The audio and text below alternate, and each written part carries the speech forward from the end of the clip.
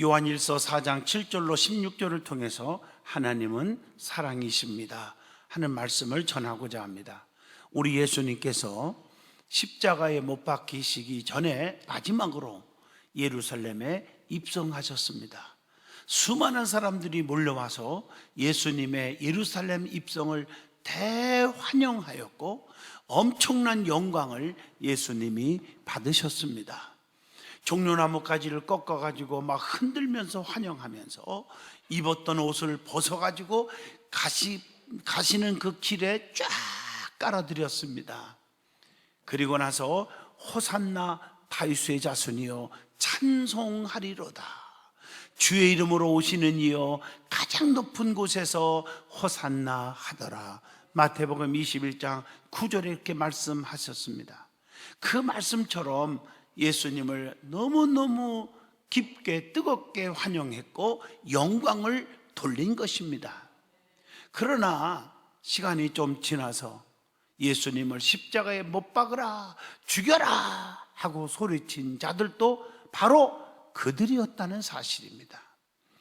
인간은 언제나 변덕이 심하고 배신의 연속이며 상처를 주고 받는 존재이기 때문에 우리는 항상 그런 존재로 살지 않도록 기도하면서 깨어 있어야 되지 않겠나 하는 생각을 해봅니다.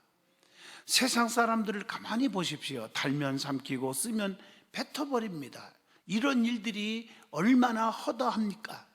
그러나 우리 주님은 절대로 변하지 않습니다. 오늘 본문 말씀을 보면 하나님은 사랑이시다는 사실을 깊이 깨우쳐 주고 있습니다. 우리는 다 죄인들입니다. 죄로 말미암아 영원한 멸망받을 수밖에 없지만 하나님께서 우리를 불쌍히 여기시고 구원하고자 독생자 예수 그리스도를 십자가에 못 박혀 죽게 하기까지 뜨겁게 우리를 사랑하신 것입니다. 그분의 사랑으로 우리는 죄의 문제를 해결받았기 때문에 절대로 멸망받지 않고 구원, 영생을 받게 된 것입니다. 요한복음 3장 16절 하나님이 세상을 이처럼 사랑하사 독생자를 주셨으니 이는 저를 믿는 자마다 멸망치 않고 영생을 얻게 하려 하심이니라. 우리가 오늘 이 특별히 요한일서 4장 7절로 16절을 통해서 이러한 하나님의 깊은 뜨거운 사랑에 대해 은혜를 나누고자 하는 것입니다. 제일 먼저 예수님의 예루살렘 입성을 통한 우리를 향한 영적인 교훈이 있다는 사실이죠. 그게 뭘까요? 예수님이 타고 예루살렘에 입성하실 때 쓰임받은 나귀 새끼가 있었다고 하는 사실을 교훈합니다. 우리 예수님은 아무 나귀를 쓰신 게 아니라 매여 있는 나귀를 쓰셨다는 것이 포인트입니다. 마태복음 21장 2절 보면 너희는 맞은편 마을로 가라. 그리하면 곧 매인 나귀와 나귀 새끼가 함께 있는 것을 보리니 풀어서 내게로 끌고 오너라. 이렇게 말씀하셨어요. 천방지축처럼 이리 뛰고 저리 뛰고 지 멋대로 고집대로 지 생각대로 지 마음대로 자유롭게 방목하는 나귀를 쓰신 것이 아닙니다. 여러분, 매여 있는 나귀를 썼습니다. 탕자가 아버지께 매여 있을 때가 행복했어요. 자기 멋대로 아버지 곁을 떠났을 때는 가장 비극적인 삶을 살았고 거지 상거지가 되었습니다. 우리 성도들은 매인 나귀처럼 살아야 합니다. 좀 불편하겠죠. 좀 답답하겠죠. 깝깝하겠죠. 제한이 많겠죠. 그걸 극복해야 됩니다. 무엇에 매여야 합니까? 시편 1편 1절로 2절에 복 있는 사람은 악인의 길을 따르지 아니하며 죄인의 길에 서지 아니하며 오만한 자의 자리에 앉지 아니하며 그 다음에 뭐라겠죠? 오직 여호와의 율법을 즐거워하며 그의 율법을 주야로 묵상하는 자로다. 한마디로 하나님의 말씀에 매여 있어야 됩니다. 말씀에 매여 있으면 세상을 이기고 유혹을 이기고 환난을 이기고 핍박을 이기고 고난도 다 이길 수가 있어요. 하나님의 말씀이 우리를 보장해 주고 있고요. 그 다음에 교회에 매여 있어야 합니다. 시편 65편 4절의 말씀입니다. 내가 섬기는 이 교회 때문에 내가 하고 싶은 것도 좀 못하고 가고 싶은 것도 못 가고, 이 교회를 생각하고 사는 사람들, 그런 분들 참 많습니다. 그게 손해볼 것 같지만 시온의 대로가 열리게 하고, 시편 122편 6절에 예루살렘을 향하여 평안을 구하라, 예루살렘을, 교회를 즉 사랑하는 자에게는 내가 형통케 하리라. 내가 내 교회를 세우리니, 마태복음 16장 18절, 음부의 권세가 이기지 못하게 하리라 약속했잖아요. 그 다음에 직분, 맡겨진 사명에 매여 있어야 됩니다. 사도 바울처럼 말입니다. 사도행전 20장 24절, 내가 달려갈 길과 주 예수께 받은 사명 곧 하나님의 은혜의 복음을 증언하는 일을 마치려 하면은, 즉 나에게 하나님이 주신 사명을 감당하게 했는데 그 감당할까지 나의 생명조차도 조금도 귀한 것으로 여기지 아니하노라, 이렇게 고백을 합니다. 뿐만 아니라 섬기는 주의 종의 목회에 매여 있어야 합니다. 힘들어도 주의 종의 목회하는 일, 영혼을 구원하는 일에 함께 매여서 동참할 수 있어야 된다는 얘기예요. 히브리서 13장 17절, 너희를 인도하는 즉 주의 종들에게 순종하고 복종하라, 이렇게 말하고 있잖아요. 또 예배에 매여 있어야 된다. 이사야 43장 21절입니다. 하나님은 예배를 통해서 우리를 만나주시고 예배를 통해서 기적이 일어나게 해주시는 것입니다. 자, 그 다음에 예수님께 쓰임받을 때 함께 영광을 받게 되는 것이 있습니다. 여러분, 매인낙이라고 다 쓰는 것이 아니잖아요. 누구에게 무엇에 매여 있느냐가 중요하잖아요. 이 매여 있는 이 나귀가 예수님이 지나가실 때 막 호산나 하면서 영광 할 때 함께 영광을 받잖아요. 그런데 이 매인 나귀는 누구의 배에 지금 매여 있기 때문에 영광이 같이 나타났죠? 예수님께 매여 있기 때문이잖아요. 이단에 매여 있는 자 쓰지 않습니다. 세상 욕심과 세상 일에 매여 있는 자 쓰지 않습니다. 여러분, 주님께서 쓰신다 할 때 드릴 수 있는 매여 있는 나귀 같은 자를 쓰신다는 거예요. 마태복음 21장 3절에 만일 누가 무슨 말을 하거든 주가 쓰시겠다 하라, 이렇게 말했잖아요. 그 다음에 두 번째로는 예수님을 환영하고 영광을 돌렸던 자들이 얼마 안 가서 예수님을 버렸어요. 그리고 십자가에 못 박혀 죽여라, 못 박아 죽으라, 이렇게 해쳤단 말이에요. 신앙생활에 변하는 자가 되어서는 안 된다는 교훈입니다. 사탄의 유혹에, 마귀의 유혹에 빠지면 안 된다는 것입니다. 그 다음에 세 번째로는 예수님의 고난은 우리를 구원하기 위함이라는 것입니다. 십자가에 못 박혀 죽으심으로 우리의 죄를 다 씻어주신 주님, 이사야 53장 5절에 그가 찔림은 우리의 허물을 인하며 그가 상함은 우리의 죄악 때문이라, 그가 징계를 받음으로 우리는 평화를 누리고 그가 채찍에 맞음으로 우리는 나음을 받았도다, 이렇게 말씀했잖아요. 예수님의 십자가의 고난 속에서 남기신 말씀이 있어요. 십자가에 피 흘려 그 고통 속에서 남기신 말씀이 있어요. 그것을 우리에게 심령을 깨우쳐 줘요. 가상칠언 하는 말씀이죠. 누가복음 23장 34절에 아버지여 저들의 죄를 용서하옵소서, 자기들이 하는 것을 알지 못합니다, 이렇게 애쳤어요. 해석을 구체적으로 안 해도 여러분이 다 아시리라고 생각합니다. 누가복음 23장 43절에 그 오른편에 있는 강도를 향해서 오늘 네가 나와 함께 낙원에 있으리라. 그리고 마리아 어머니를 보면서 요한복음 19장 26절로 27절에 여자여 보소서 아들입니다. 그리고 얼마나 피와 물을 쏟았으면 얼마나 고통스러웠으면 마태복음 27장 46절 엘리 엘리 라마 사박다니, 이 뜻은 나의 하나님 어찌하여 나를 버리십니까? 라고 하는 애침입니다. 그리고 누가 요한복음 19장 28절에 얼마나 피와 물을 다 쏟으시고 힘들으면 목마르구나, 내가 목마르다 라고 애칩니다. 그리고 요한복음 19장 30절 우리 예수님께서 이 땅에 오신 목적이 뭐예요? 하나님 예수님을 이 땅에 보내신 목적이 뭡니까? 십자가에 피 흘려 죽어주심으로 전 인류의 죄를, 저와 여러분의 죄를 다 담당하여 우리를 씻게 해주시는 거 아닙니까? 그게 예수님의 사명이잖아요. 사명 완수, 다 이루었다라고 외쳤습니다.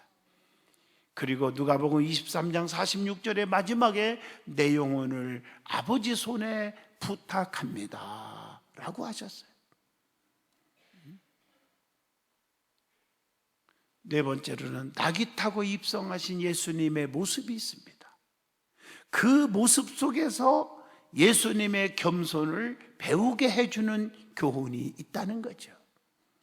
예수님은 하나님이시면서 인간의 형태를 취하셨잖아요. 빌립보 2장 6절로 7절 그는 근본 하나님의 본체시나 하나님과 동등됨을 취할 것으로 여기지 아니하시고 이렇게 말씀하셨어요. 그리고 예수님은 비천한 곳에서 태어나신 분 아닙니까? 누가복음 2장 7절 첫 아들을 낳아 강보로 싸서 구유에 뉘었으니 이는 여관에 있을 곳이 없음이더라. 그리고 예수님은 겸손하게 부모님께 순종하며 섬겼던 분입니다. 누가복음 2장 51절 예수께서 함께 내려가서 나사렛에 이르러 순종하여 받드시더라 이렇게 말씀하고 계십니다. 그리고 예수님은 조그만한 마을인 나사렛에서 사셨습니다. 마태복음 2장 23절에 말씀하고 계십니다. 그리고 마태복음 3장 13절로 15절을 보시면 예수님은 우리와 똑같이 사람에게서 세례를 받으셨어요. 요한을 통해서 세례를 받았잖아요. 그리고 예수님은 제자들을 섬기셨어요. 누가복음 22장 27절에 그러나 나는 섬기는 자로 너희 중에 있노라. 그러면서 요한복음 13장 4절로 5절에 친히 제자들의 발을 씻겨 주셨습니다. 우리는 섬기는 자가 되시기를 바랍니다. 그게 예수를 닮아가는 삶입니다. 목에 힘주고 대접을 받으려 하고 그러지 마시고요, 좀 섬길 수 있는 자가 되십시오. 오른손이 하는 일 왼손이 모르게, 왼손이 하는 일 오른손이 모르게 섬기는 자가 되십시오. 그리고 예수님은 마태복음 26장 67절로 68절에 보시면 사람들에게서 엄청난 고난과 모욕을 당하시기도 하셨습니다. 뿐만 아니라 예수님은 성부 하나님께 어떻게까지 복종하셨어요? 죽기까지. 빌립보 2장 8절 사람의 모양으로 나타나사 자기를 낮추시고 죽기까지 복종하셨으니 곧 십자가의 죽으심이니라. 예수님의 모습을 한번 생각해 보자고요. 마태복음 21장 5절처럼 예수님은 이제 나귀 새끼를 타시고 마지막 예루살렘에 입성하신 것입니다.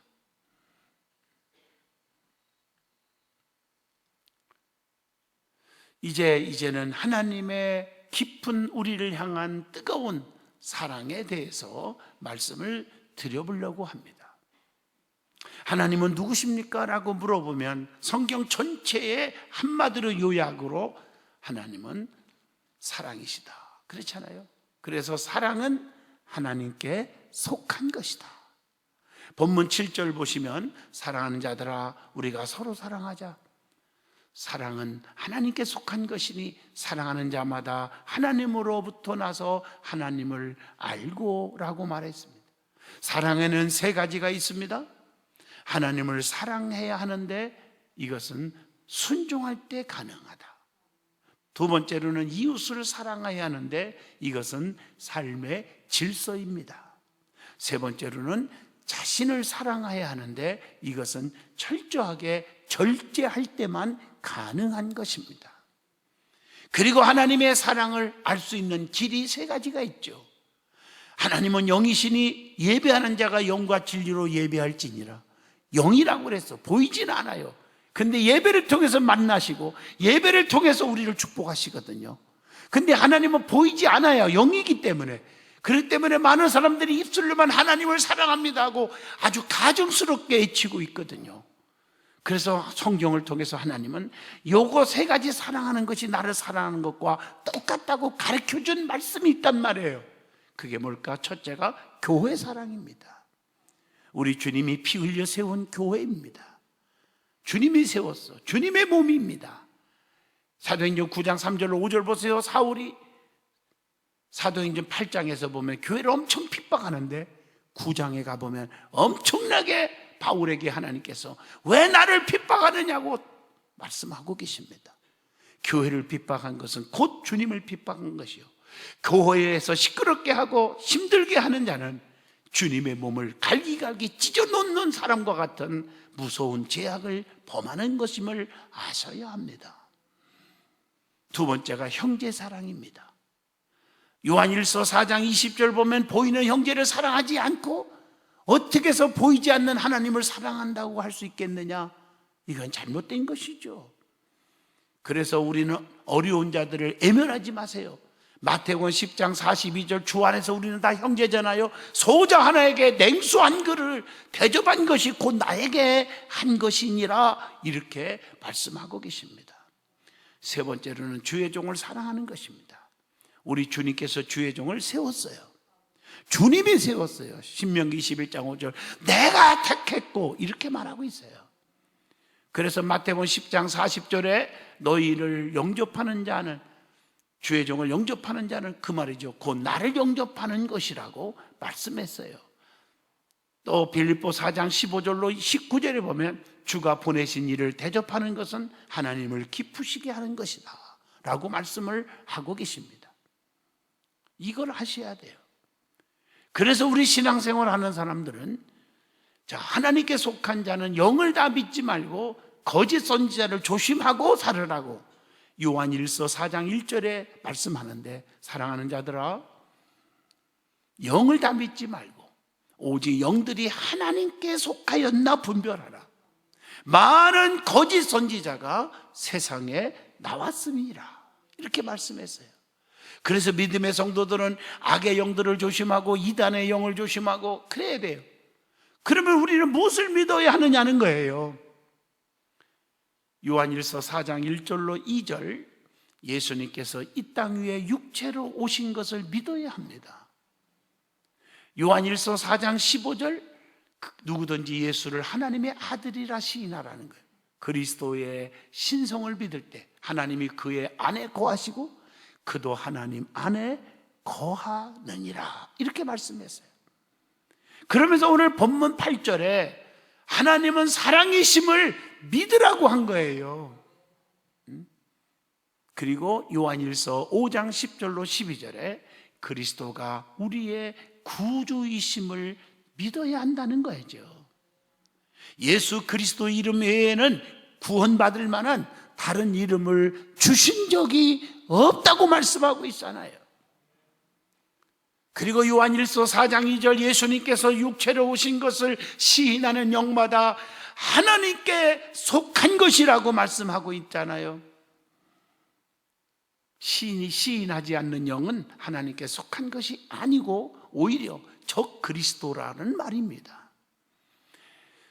그래서 그리스도의 인성을 부인하는 사람들을 조심하란 말이에요. 누가복음 2장 7절, 요한복음 1장 29절, 그리스도의 공생의 사역을 부인하는 사람들 조심해야 돼요. 마태복음 26장 28절, 그리스도의 십자가의 복음을 부인하는 자들 조심하고, 갈라디아서 2장 20절, 그리스도의 대속을 부인하는 자들 조심해야 됩니다. 요한복음 3장 16절, 성도의 영생을, 구원을 부인하는 자들 조심하란 말이죠. 그리고 하나님께 속한 자는 진리의 영을 따르고, 하나님께 속하지 아니한 자는 미혹의 영을 따르게 된다는 것입니다. 그래서 다 잘못된 길로 가는 거지요. 그래서 본문 7절로 8절에 말씀합니다. 하나님께 속한 자는 서로 사랑하는 자가 되고, 사랑하는 자는 하나님을 알게 된다. 여러분, 주님께 속해 있습니까? 그렇다면 서로 사랑하는 자가 되십시오. 미워하고 헐뜯고 중상모략하는 어리석은 자가 되지 말라는 것입니다. 그렇다면 구체적으로 사랑이 무엇인가? 사랑이 무엇일까요? 말로 하는 것이 사랑입니까? 사랑은 첫째, 행동 원리입니다. 요한복음 14장 15절입니다. 너희가 나를 사랑하면 나의 계명을 지키리라. 하나님의 법도대로 사랑하는 자가 하나님을 사랑하는 자예요. 그래서 마태복음 22장 40절에 두 계명이 온 율법과 선지자의 강령이니라. 사랑은 율법의 완성이라고 말하고 있습니다. 갈라디아서 5장 22절로 23절 보면 성령의 9가지 열매가 있죠. 그 중에 하나가 뭐예요? 성령의 열매 중에 하나가 사랑이라는 것입니다. 그래서 로마서 12장 9절, 사랑에는 뭐가 없나니? 거짓이 없나니 악을 미워하고 선에 속하라고 말씀하고 계십니다. 고린도전서 4장 9절로 13절에 보면 사랑은 헌신적인 봉사를 하게 하는 거예요. 그래서 이 사랑이 새로운 계명이라고 그러잖아요. 한번 같이 볼까요? 요한복음 13장 34절로 35절, 새 계명을 너희에게 주노니 서로 사랑하라. 내가 너희를 사랑한 것 같이 너희도 서로 사랑하라. 너희가 서로 사랑하면 이로써 모든 사람이 너희가 내 제자인 줄을 알리라. 이렇게 말씀하고 계세요. 그래서 사랑은 고린도전서 13장 13절 말씀처럼 믿음, 소망, 사랑 이 세 가지는 항상 있을 것인데 그 중에서 제일이 뭐라고요? 사랑이라고 말씀합니다. 구체적으로 사랑에는 특성이 있습니다. 첫째가 사랑은 소중한 것입니다. 잠언서 15장 17절입니다. 그리고 잠언서 17장 17절 쭉 읽어보시면 친구는 사랑이 끊어지지 아니하고 형제는 이굽할 때를 위하여 낳느니라. 절대 사랑은 끊기지 않습니다. 그리고 사랑은 베드로전서 4장 8절 말씀처럼 허다한 죄를 덮느니라, 덮는 것입니다. 잠언서 10장 12절 말씀처럼 사랑은 모든 허물을 가리느니라, 가리워지는 것입니다. 로마서 13장 10절, 사랑은 악을 행치 않는 거라고 말하고 있습니다. 그리고 요한일서 4장 18절 보면 사랑은 두려움을 내어 쫓는다고 말씀하고 계십니다. 로마서 12장 9절처럼 그러므로 사랑은 절대적으로 거짓이 없습니다. 빌립보 2장 2절에 보면 사랑이 무엇입니까? 마음을 같이하여 같은 사랑을 가지고 뜻을 합하며 한 마음을 품어 마음이 같이 하는 것입니다. 그래서 고린도전서 13장에 쭉 보십시오. 사랑은 오래 참고, 사랑은 온유하며, 시기하지 아니하며, 자랑하지 아니하며, 교만하지 아니하며, 무례히 행치 아니하며, 또 뭐라겠습니까? 자기 유익을 구하지 않고, 성내지 않고, 악한 것을 생각하지 아니하며, 또 불의를 기뻐하지 아니하며, 진리와 함께 기뻐하고, 모든 것을 참으며, 모든 것을 믿으며, 모든 것을 바라며, 모든 것을 뭐하느니라? 견디느니라. 이게 사랑입니다. 그래서 그리스도의 사랑은요, 절대적으로 변하지 않는 거예요. 요한복음 13장 1절입니다. 여러분, 진정한 사랑의 관계를 맺고 있다면 변하지 않는 거예요. 그래서 로마서 8장 35절 말씀처럼 그리스도의 사랑은 끊을 수 없는 사랑이에요. 누가 우리를 그리스도의 사랑에서 끊으리요? 환난이나 곤고나 박해나 기근이나 적신이나 위험이나 가르랴, 어떤 것들로도 사랑을 끊을 수가 없는 거예요. 그리고 예수님의 사랑은 어떤 사랑입니까? 갈라디아서 2장 20절 희생적인 사랑이라고 말씀하고 계십니다. 자, 그렇다면 네 번째, 하나님께서 우리를 향하신 진정한 사랑이 무엇인지를 말씀을 드리고자 합니다. 오늘 본문 9절로 10절을 보면 첫째로 하나님께서 우리를 살리기 위해 하나뿐인 아들을 세상에 보내셨다는 것입니다. 그리고 본문 12절로 13절 보세요. 서로 사랑하면 하나님이 우리 안에 거하신다고 말했잖아요. 요한일서 4장 19절 보면 성도가 하나님을 사랑하는 것은 먼저 하나님께서 우리를 사랑하셨기 때문이라고, 우리가 사랑하면 그가 먼저 우리를 사랑하셨음이니라, 이렇게 말씀하고 계시잖아요. 결론적으로 말합니다. 하나님은 사랑이십니다. 잊어서는 안 됩니다. 하나님께서 우리를 사랑하시되 언제까지? 끝까지 변함없는 사랑으로 지켜주시고 인도해 주신다는 것입니다. 우리도 하나님의 사랑을 받은 자로서 살아가야 할 자세가 있습니다. 그게 뭘까요? 갈라디아서 5장 13절 서로 종노릇함으로 사랑해야 합니다. 그리고 로마서 12장 9절 거짓 없이 진실함으로 사랑해야 합니다. 그리고 에베소서 4장 2절 말씀처럼 서로 참음으로 사랑하여야 합니다. 그리고 고린도후서 2장 4절처럼 넘치도록 사랑을 하여야 합니다. 그리고 히브리서 13장 1절로 2절에 끝까지 계속적으로 사랑하여야 합니다. 이와 같이 사랑하는 삶을 통해서 하나님께서 형통케 하는 축복이 임하고 하늘의 기쁨을 누리며 살아가는 우리 든든한 성도들이 다 되시기를 진심으로 축원드립니다. 기도합니다. 거룩하신 하나님, 하나님은 사랑이십니다. 그 하나님의 사랑이 우리 가슴 속에 깊이 새겨지게 하여 주시옵소서.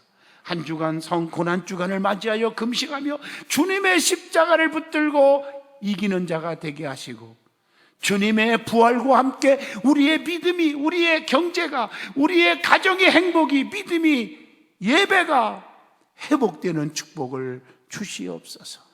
예수님 이름으로 기도하옵나이다.